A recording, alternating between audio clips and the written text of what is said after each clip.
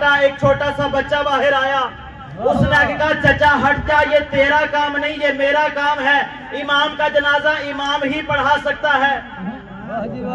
گویا امام کے اس جملے نے سارے کے سارے مسئلے حل کر دیے۔ یہ بات جنازہ کی ہو رہی، اصل نماز کی نہیں ہو رہی۔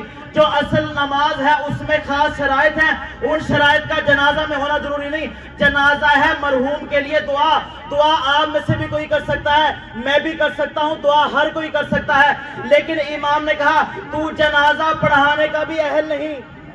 جب ایک عام انسان امام کا جنازہ نہیں پڑھا سکتا، اور یہ جعفر کون ہے؟ امام کا بھائی ہے، امام کا بیٹا ہے، امام کا پوتا ہے، امام سے اتنا قریبی رشتہ، پھر بھی امام کا جنازہ نہیں پڑھا سکتا۔